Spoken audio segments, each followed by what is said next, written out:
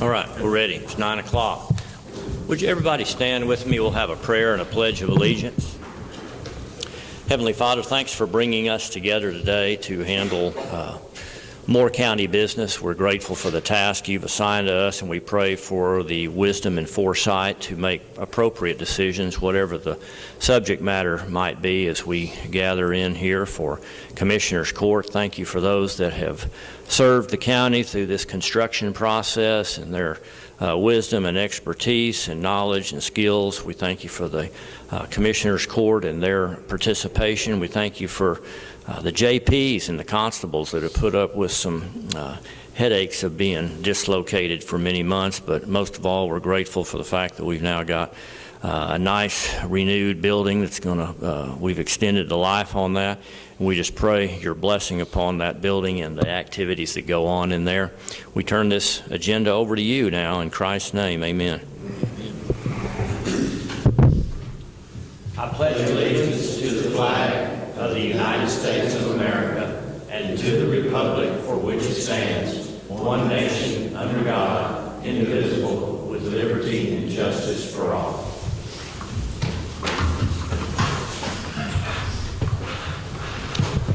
All right, just for the record, it is the 9th day of December 2021. We're meeting on a Thursday outside of our normal Commissioner's Court meeting. And I'll tell you guys, I appreciate you coming in today on an off day, but here's a little bit about what's going on. I've got a super long agenda for you on Monday morning, so you can look forward to that. But I did that specifically so I could give you a really light agenda on the Friday before Christmas.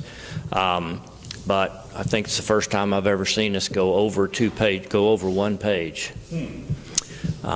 So we'll have a lot of fun on Monday.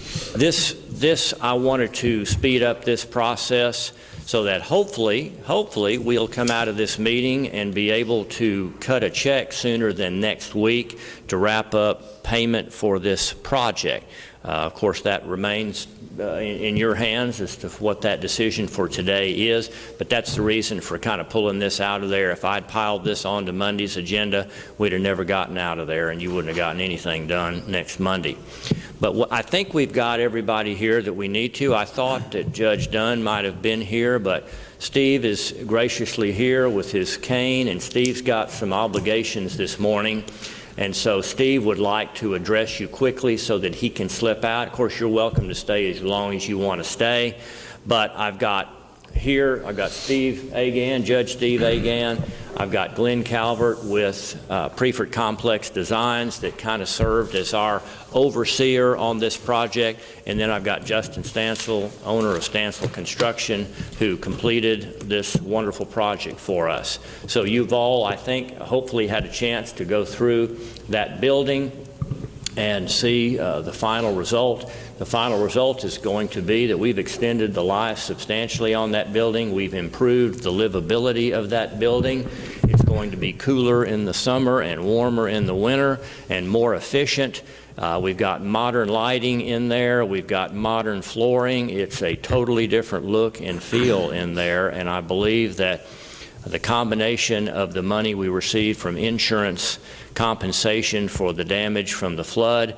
I'm not glad that we had a flood, but I am glad that this is one of those nice things that came out of a bad situation. Steve, thanks to you and your constables and Judge Dunn and your staff. Y'all have had a rough year in 2021. So we really appreciate it. Not that you had a lot of choice or that we had a lot of choice on the matter here, but nonetheless, nobody wants to have to go through what you all have been through. So thank you for surviving that storm, and I hope that this nice building that you're in with the customizations that Justin and Glenn have given you there will make it where you can quickly forget the bad and enjoy the good. So before you have to leave, I'll turn the mic over to you, whatever we need to know to help us make the decisions that we have here today, and that is to consider and possibly approve the final approval and payment and sign off on the Justice Center project. So the mic is all yours. Well, good morning.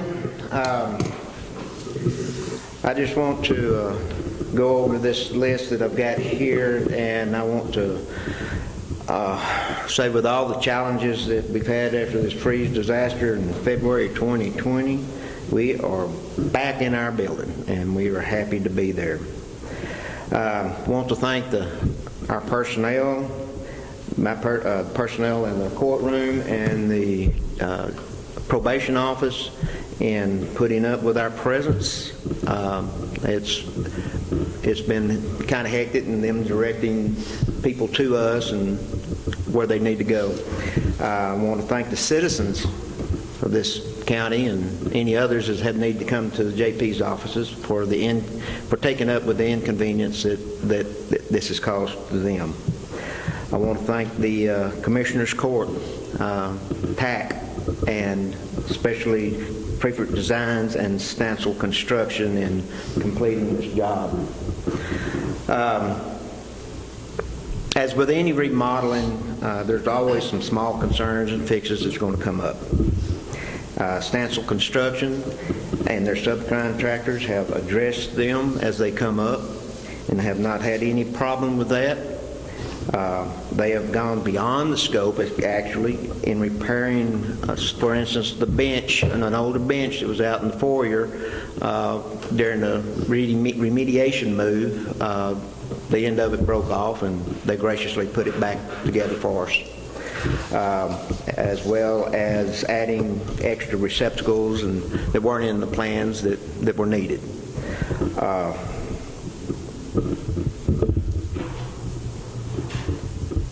And through discussion and understanding of other concerns that may come up, I'm sure they can be resolved.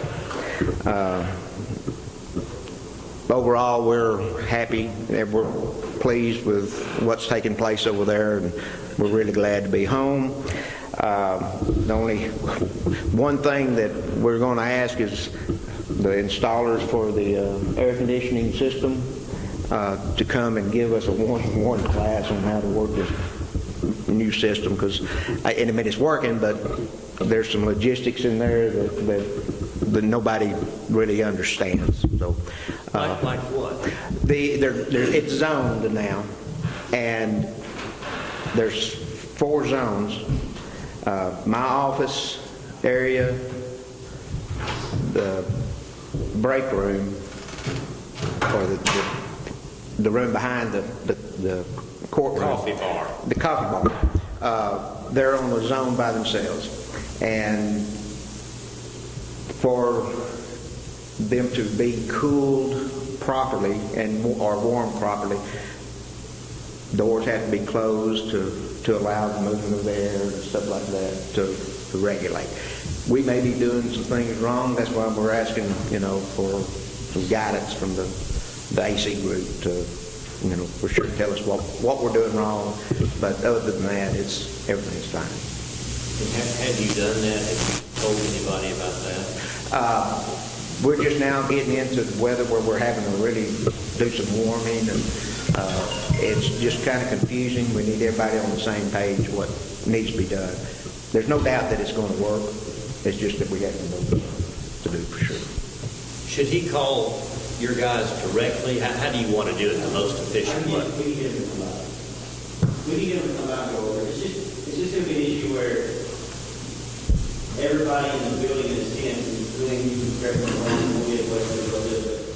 either the whole building needs to be on cool or the whole building needs to be on heat.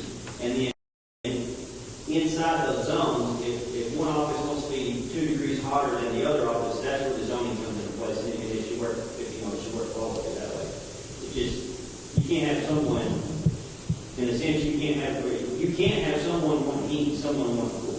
That won't work. And if one end of the building is blowing heat, the other end is trying to blow cool, and they're going to work against each other. The zoning, the way that works is it just allows, if this end of the bench wants to be at 72, and this end wants to be at 70. So it's just a dampering system. It's one unit. It's just a dampering system creating more airflow in certain areas or less airflow. Are you telling me we don't, I thought we had 4 separate and distinct. We have 4 units. But that's a big building. Inside the unit, we have zones. We have zones, we'll call it dampering zones. So it's just like when this AC gets on in this room, if this zone over here is 1, and they have their thermostat at 70, and that zone over there is 2, and they have theirs at 72, then that damper is choking this off. Right. Unless they're here and we're here. It's not like a lot of these little commercial buildings, literally they have more like a package unit or something where each office has its own, per se, air conditioner. We have 4 ACs for the whole building. Inside one AC, we have different zones. I completely understand that. All we're doing is choking down the flow of air or opening it all the way up. But you made a statement that we can't have one office running heat and one running air. If his office is cold and they want to run the heat, why couldn't Irma's down at the other end run the air conditioner? You can do that, but then you're... As long as they're on different zones. They're on different units. I mean, on different units. That's fine, but that'd be kind of like, I mean, if it was closed, if all the doors are closed, it's still, that makes sense, but if that door is not airtight, we're pumping air on this side, and we're pumping heat I'm on with this you. side. I'm with It you. just doesn't work. It's not efficient. I'm with you. And the chances of that happening is going to be like on a day like this, maybe where it's... When it's cool in the morning and it gets up to 80 in the evening, Okay. everybody's got to, adjust to it. But we just want everybody, there's no doubt that it's going to work what we need, but we just need everybody on the same We can page. do that, so. Okay. Get them to coordinate and make sure that they're there at the same time. We'll get it coordinated. The whole deal is that, as we understanding that, the whole building to me needs to be either cooling or heating. And then they have to understand that inside, if you're on unit 1, there's 3 zones on unit 1. It's not like you have your separate AC. It's not like you have a separate AC unit. Right. What you have is the ability. I'll let you explain that to them or whoever comes over, but the more of his staff that can be there, 2 constables, 2 judges, and all the staff that can hear the same message. What about, is there someone that's like open the building? Did y'all have That guy right there. But at least he can, I think most of the people will be easy to have there, but since the judges work opposite weeks when they're on call, it'd be good to have them both there. We'll make sure. Okay, Steve. Other than that, I'm pleased. Well, I'm pleased with the AC. It's a lot. You can tell the difference than it was last year before the freeze. But anyway, that's all I have. All right, very good. Your surgery is when? January 10th. Oh, we got a while. Yeah. All right. All right, are you completely out of the space that we rented to you? We are completely out of everything. That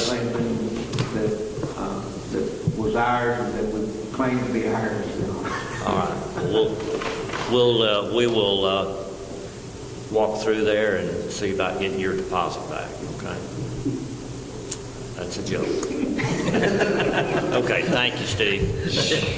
I appreciate it. All right, Glenn, I think you're the next logical person in line.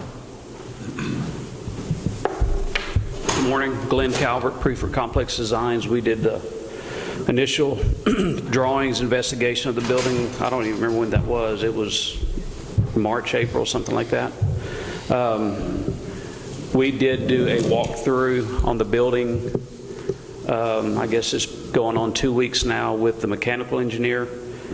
We had on the buildings and architectural structure, we had one item that I understand Justin took care of, a little caulking on the outside. There were some items that were on the punch list that are up for discussion, that one of which was not in the drawings. And that particular item was exhaust fans in the restroom. And one of the, I guess let me preface all this as I'm just kind of throwing it out there, see what you guys want to do about it. The exhaust of the restrooms is not according to code, but it wasn't according to code when the accident happened or when the event happened. The restrooms exhaust into the attic, so to speak, which I would say probably in February that would be a concern because I think they had some return air that was coming out of the attic. Now all of our fresh air is coming from outside the building, so we're not recircling exhaust from the restrooms to the spaces below. Right now the exhaust of the restroom just go to the attic and it dissipates. So according to code, and again, the engineer just, and you know what happens when you assume, But the engineer assumed that it was built according to the code and it went out to the building because it had lots of exhaust. It does not, it just goes straight through. We did not have that in the drawings. Justin wasn't required by contract to do anything about it, but right now it just goes straight up. So the question for the commissioners is, do we want to make that in compliance with the code, which means some sort of a small duct out of that exhaust to the perimeter of the building? And I think we've got maybe 5 locations. I think, Justin, you already come up with a price for that. You've seen it, I haven't seen it, but there's a cost on the table to do that work if that's something the commissioners want to do. On that subject, what is the logic behind doing that and the failure? And again, like you said, and what you guys got to understand, it's always been that way. The exhaust fan goes into the attic. It doesn't penetrate all the way through to the roof. And so no more, no less was done. The idea behind that, from an engineer's point of view, is what? Why do you do Right now, we've got kind of what we would call a closed system related to the air conditioning system. If it was not a closed system and we had the area above the ceiling as a return, like you have in some areas, I can see an issue with that. The reason why it's in the code is because they can't assume that every building is going to have a closed system. They also can't assume for a restroom that it's just going to be a commode and a sink.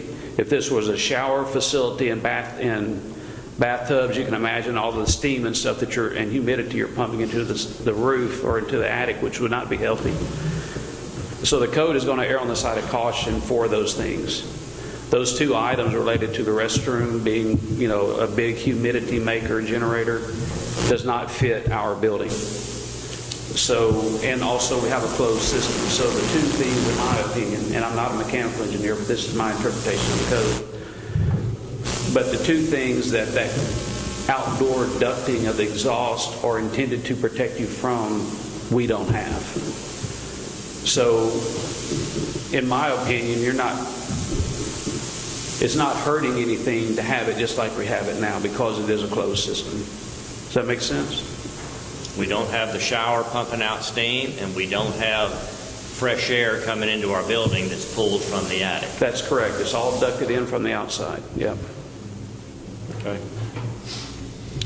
So there was another item, and I believe this was in the notes about the platform for the air conditioning units had to be non-flammable material, and what that would involve is some sort of a metal pan that the air handler sits on in the closets.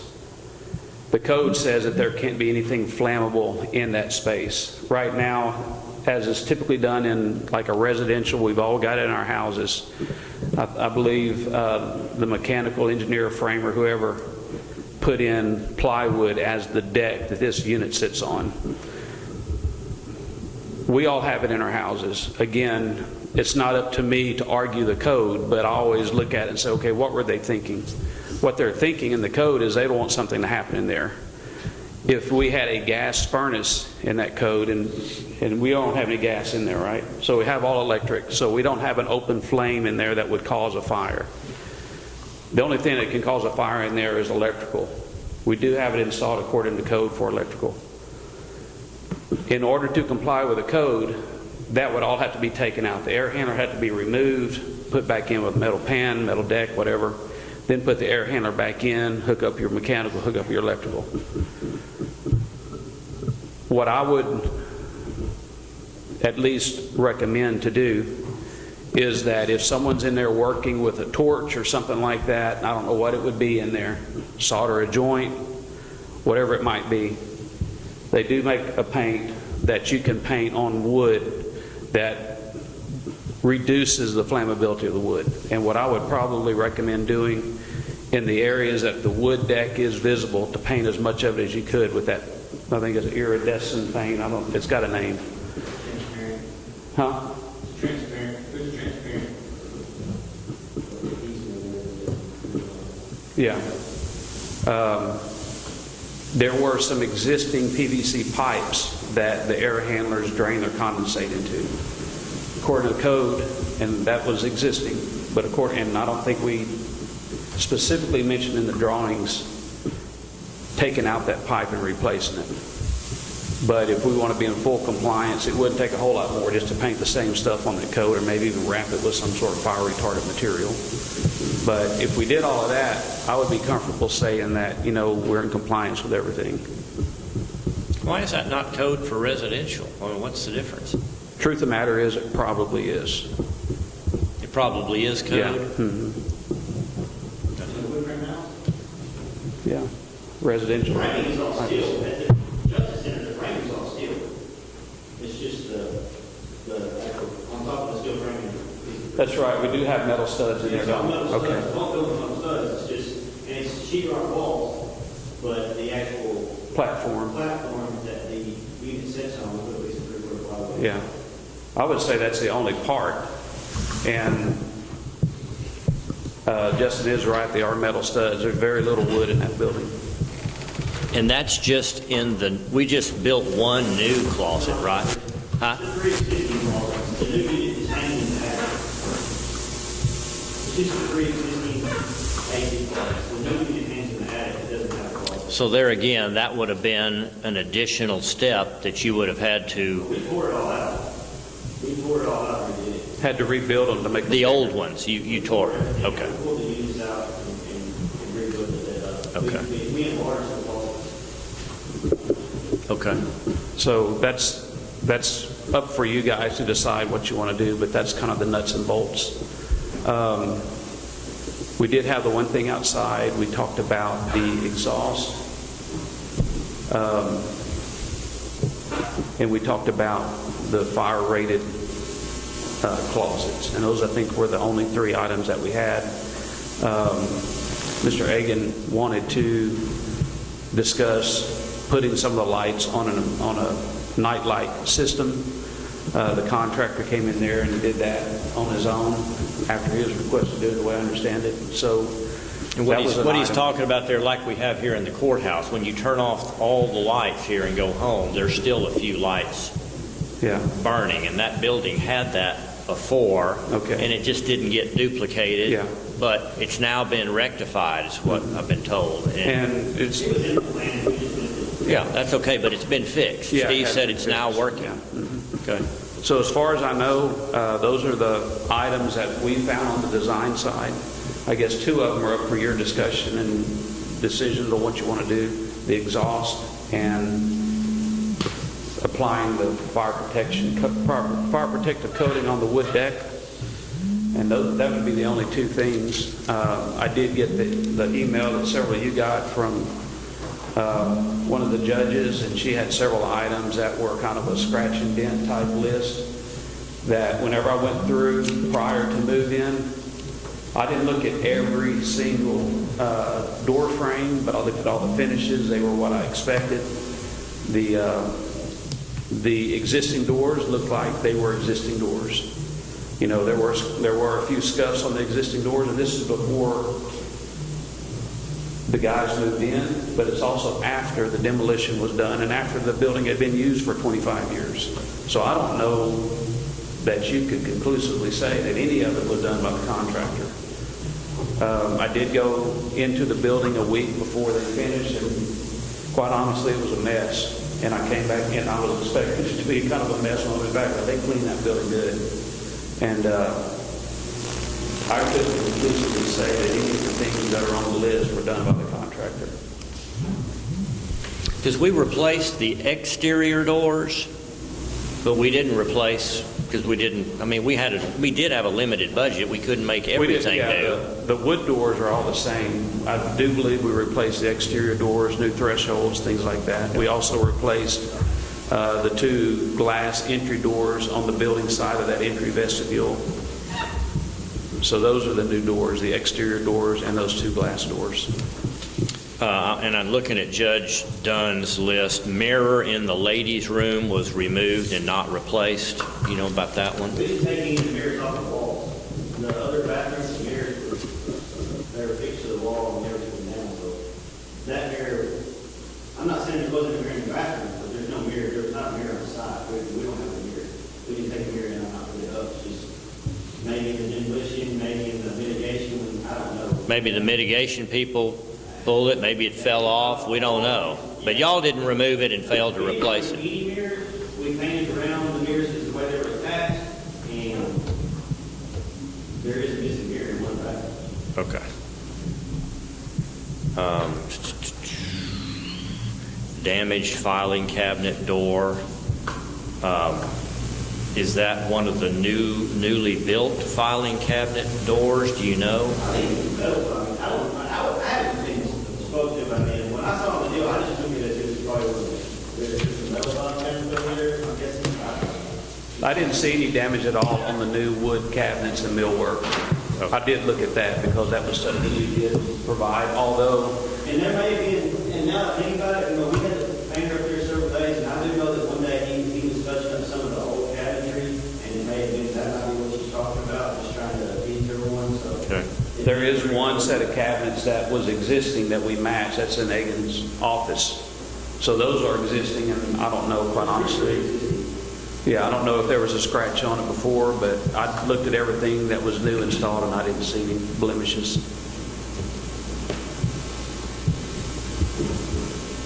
And the non-working outlets, Steve said, were now working, and you even added some additional outlets that weren't there that improves what we had, and we weren't charged for that. Most of the doors have damages, yeah, what they do, and you know, that poor building went through some tough days there with the mitigation people and then the movers coming in and moving everything out in a rush and then moving them all back in. None of those guys are worried about the finished product, especially the mitigation. So, you know, I don't know at what point the damage occurred. What else, Glenn? That's all I got. I thought the project, especially whenever we went in there in February and looked at it, what you got now is night and day. It looks really good in there, in my opinion. Okay. And I thought it was a good value, too. You couldn't replace that building for $300,000. And in my opinion, you got everything except for some of it. But in my opinion, you got a new building there. That's good. That was money well spent in my mind. Well, in item number 2, we're going to consider and possibly approve signing off and authorizing payment. Is that your recommendation? Yeah. Very good. Thank you very much for what you and Wade did for us. And sorry Wade's not still with you. He moved on to hopefully greener pastures. Sorry for you. I'm glad for him, but we really appreciate it because we didn't know who to turn to back there in February. We were all just... Well, I thought it turned out well. We were in a panic, and you came to our rescue, and we appreciate the expertise you provided for us. It's great to be able to work with hometown people, and you've helped us before, and we look forward to hopefully helping us again. Definitely. Hopefully not with a flood. So as far as from a taxpayer standpoint, how did the insurance adjustment turn out on this? Were y'all able to, one of the things that we asked for Justin, and we had that schedule of values broken out in the contract that he had to fill out whenever he turned in his bid, was so that you could see what line items of work would be potentially directly related to that insurance claim. The answer is we still don't have a final sign-off on that. I will let you know when we do. I think they were still accumulating expenses and may still be, including the move, the cost of moving out of the storage units. I haven't seen the bottom line, and they've been kind of delayed throughout this whole process. Well, that makes sense about the relocation, storage, and all that. But what we wanted to do was that it would be very easy for the county to say, okay, this item, this item, this item, all the replacement of the floor, the replacement of the sheetrock and the painting and the texture and all of the ceiling tile, all that stuff had to come out. And so that's the reason why we had his application or his schedule of values in his contract and on that pay application. And they've never asked to talk to you or to him. Now, maybe that's still to come. I don't know. But I think the information you gave them initially honestly helped them to make that decision. Well, I guess whenever you make that final decision, your settlement, you might just want to look at that schedule of values as to go by to see if it makes sense. Well, yeah, we sure will. Okay. We sure will. Okay. Thank you very much. All right. Okay. Justin, anything you want to add? Okay. We thank you too. been a pleasure working with you. You didn't bother us, and you came in your time frame, and Steve told you that he thought you went above and beyond. We appreciate it. We hope that we were easy enough to work with where we could call you again. All right. Do you want to find out if we're going to approve your payment? Are you curious? Thank you, Glenn. Thank you, Glenn. Thank you. Okay. I assume you didn't have any questions for Glenn, who's now gone. So I'll move on to item number 2, consider and possibly approve final approval and payment of the Justice Center project to our contractor, Stansel Construction. I'll make that motion. Motion is made by Commissioner Applewhite. Second by Commissioner Parker. Is there any discussion? You've got the man right here. If you have a Appreciate what you've done, Justin. All right. All in favor, say aye. Aye. Opposed? There are none. All right. Phew. Thank you. Go find something to do. We appreciate it, seriously. I hope that I can, if I can get the auditors to cut a check, that would be great. I don't know about today or tomorrow, but my hope was to get that done before the weekend. And Barbara's out, at least this morning. I don't know about this afternoon, but I'll take care of finding that out. All right. Brian, I've got one thing that they talked to me about over there when the day that we done the walkthrough. Those bushes or trees that are out this side of crepe myrtle, I think the crepe myrtle tree, they said it was covering the sign and everything, and was wondering if there was some way that we could possibly get it cut back or even take them out and put. There's always a way. Bed or something. There's always a way. So they asked me to mention that and to see. Can I dump that on you to call our landscapers and say, can you all do this? If not, we'll get somebody. I'm not sure who it would be, but I bet you they've got the tools and equipment, I hope, to be able to do that. And then I would let them work with the JPs to do it however they want, lest you and me tell them how they want it to look. I don't want them coming back, well, we didn't mean for you to cut it that low. But yeah, we've got a landscaper that's got tools to do that. Okay.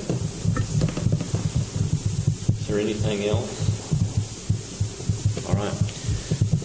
Thank you all, and we will see you back on, see y'all Monday. I'll see y'all today. All right, need a motion to adjourn. Make that motion. Motion is made by Commissioner Parchman. Second by Commissioner Fitch. All in favor, say aye. Aye.